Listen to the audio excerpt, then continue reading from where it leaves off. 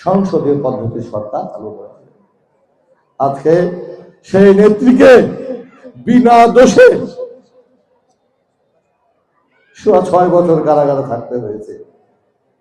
উনি স্বামী হারা, সন্তান হারা, তার স্বামী তার সন্তানের স্মৃতি বিজড়িত বাড়ি থেকে তাকে উচ্ছেদ পর্যন্ত করা হয়েছিল।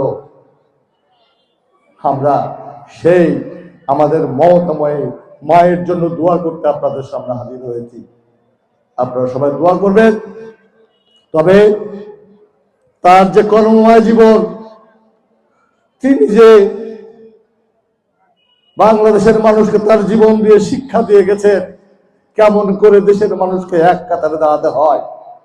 সেই দিন এমন কোন যন্ত্র তৈরি হয় নাই 31শে ডিসেম্বর তার জানা যায় যে যন্ত্র দিয়ে মেপে বলতে পারে, গণে দিতে পারে বা কতজন মানুষ সেই জানাজায় উপস্থিত হয়েছিল।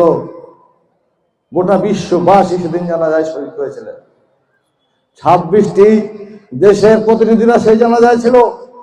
এদেশের আলেম ওলামারা সবাই ছিলেন, সমস্ত দল মতের লোক এক জায়গাতে ছিলেন। অর্থাৎ জাতির প্রয়োজনে ঐক্যের প্রয়াস তিনি শিখিয়ে দিয়ে গেছেন। আজকে আমিও তাই এই পবা মোহনপুর মানুষকে বলতে চাই, আমাদের নেতা তারেক রহমান 25 ডিসেম্বর বলে গেছে কিভাবে আগামী দিনের বাংলাদেশ গড়ে তুলতে হবে। আমিও এই পবা মোহনবাসীকে বলতে চাই, আমরাও আমাদের এই হচ্ছে ইতিহাসের রাখাল রাজা, সততার প্রতীক শহীদ রাষ্ট্রপতি জিয়াউর রহমান, আপসহীন নেতা, গণতন্ত্রের মা দেশনেত্রী বেগম খালেদা জিয়া এবং আমাদের আগামী বাংলাদেশ গড়ার সুনিপুণ কারিগর যিনি বলেছেন তিনি বাংলাদেশ আগামীর বাংলাদেশ পরিচালনা করতে চান।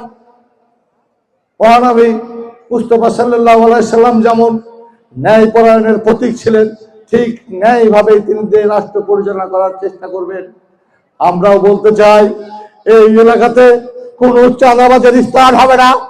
আমরা বলতে চাই, এখানে কোনো মাদক ব্যবসায়ের স্থান হবে না, এখানে কোনো দখলদারের স্থান হবে না। আগামী দিনে ওই আমাদের নেতা তারেক রহমানের 31 দফা বাস্তবায়ন করার জন্য পবা মোহনপুর